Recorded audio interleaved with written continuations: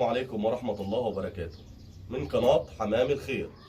النهاردة إن شاء الله هنقدم لكم أقوى خلطة طبيعية بالأعشاب للحمام للوقاية من الأمراض. طبعا أنا بقدم أعذار يا جماعة إن أنا كنت منقطع عن القناة شوية، وطبعا ظروف خاصة، والحمد لله رجعنا الأيام ديت، والحمد لله جبنا حمامتين كويسين، وطبعا نزلنا البلدي تحت زي ما انتم شايفين. ده الحمام اللحم الفرنسي، وهنعمل عليه سلسله ان شاء الله في الايام اللي جايه. بس احنا جايين باقوى خلطه في الايام اللي احنا فيها ديت. طبعا انتوا عارفين ان الجو صعب جدا في الايام دي، بيبقى مره ساقعه مره سخونه وما تعرفلوش حل. فطبعا الربيع انتوا عارفين ان هو متقلب، فاحنا عشان ان احنا نحمي حمامنا من الاخطار اللي هي بتصيبه زي مرض السالمونيلا او الفيروسات اللي هي منتشره وبتؤدي لموت الحمام المفاجئ، جاي لك النهارده باقوى خلطه طبيعيه بالاعشاب للحمام للوقايه من الامراض. طبعا انا اختصر لكم ان شاء الله الفيديو واقول لكم هي الخلطه ايه. هي خلطه جميله جدا بالاعشاب، وبنحطها على الكلفه. يعني بنجيب الكلفه بتاعتنا كده، عشان طبعا انتوا عارفين اضرار الكلفه. اضرار الكلفه بتبقى عند البياعين يا جماعه، بيبقى عليها بودره، والبودره ديت اللي هي بتحفظها. فطبعا الحاجات اللي هم بيحطوها ديت بتبقى ضاره. فطبعا إن ممكن يكون عنده الحاجات متخزنه بقالها كتير وايه وبينزلها السوق، فطبعا بتؤدي لسموم، فالسموم دي بتنتشر، فبياكل الحمام بيموت.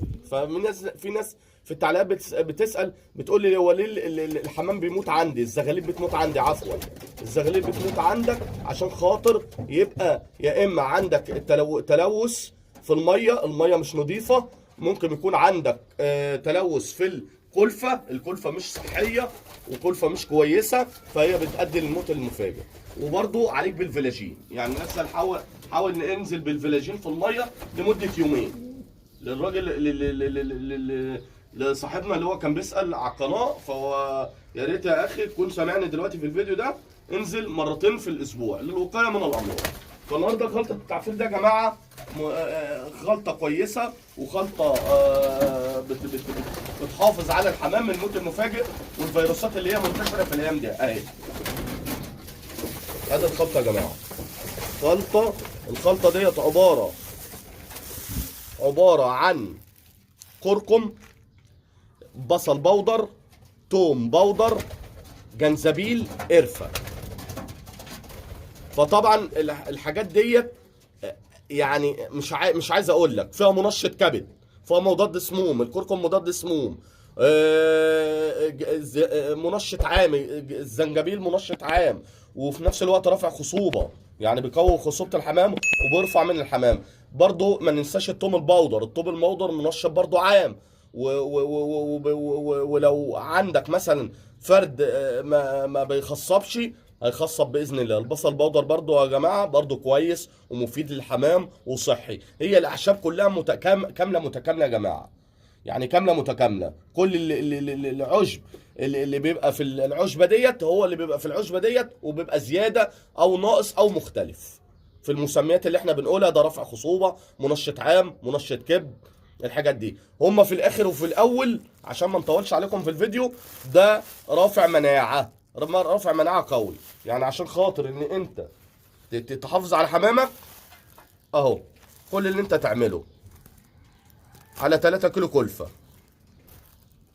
معلقتين بس كده. لو جبت من عند العطار الكيس ده، هتجيب تمن وتخلطه، هيكفي معاك يجي 3 4 اشهر او 3 اشهر، ايا كان بقى انت بقى عندك نسبه الحمام قد ايه. هي دي اللي هتخليك ان انت ايه الخلطه الجباره اللي احنا جايين بيها ديت، هي اللي هتحكم على حمامك. يعني لو حمامك كتير هتجيب اربع، لو حمامك برضو حاجه قليله هتجيب اتمام كده، وهكذا.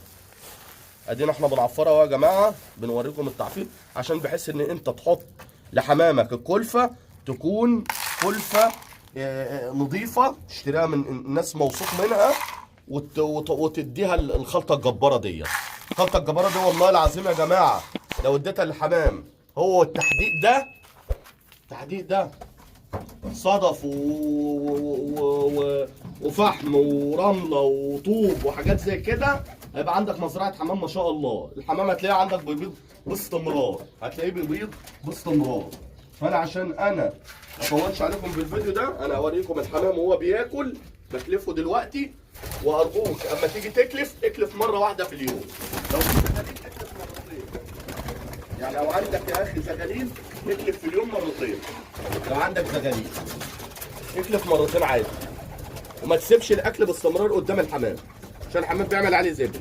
ولو انت متوفر عندك المكالف دي ان انت تكلف فيها يبقى احسن. دي بتمنع الامراض يا جماعه، وما بتخليش امراض منتشره عندك، بتبعد.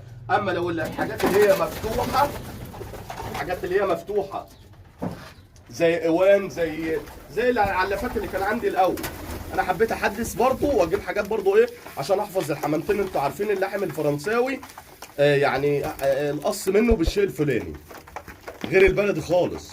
وطبعا قص اللحم الفرنساوي في الاكتفاء الذاتي واللحم حاجه ممتازه وحاجه كويسه، وهنتكلم عليها ان شاء الله في السلسله، نعمل عليها سلسله بامر الله. ودي اول فيديو ان شاء الله انا طالع بصوتي، عشان خاطر انا صورت اول ما جبت الحمام ده، صورته وربنا كرمني بعدها باسبوع ما شاء الله جبت من انسان موثوق منه. اهم حاجه اما تجيب الحمام اللحم ده لازم تجيب ملحوظه، انا بطول معاكم عشان تبقوا عارفين الحمام اللحم ده مش اي حد يجيب من عنده، يعني مش اي حد لو مش موثوق منه ما تجيبش الحمام اللحم بصراحه.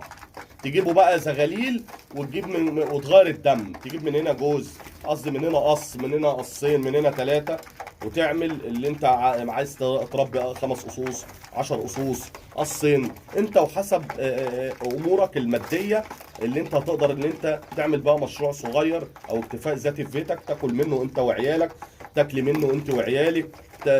برضه انا الكلام ده للشباب والناس الكبيره برضه اللي هي متحاله على المعاش عايزه تربي حمامتين، برضه ده مشروع كويس في البيت. لو انت حتى لو بعت منه هتكسب منه بامر الله، بس عشان ان انت تحافظ على الحمامتين الغاليين دول تعمل اللي انا بقول لك عليه.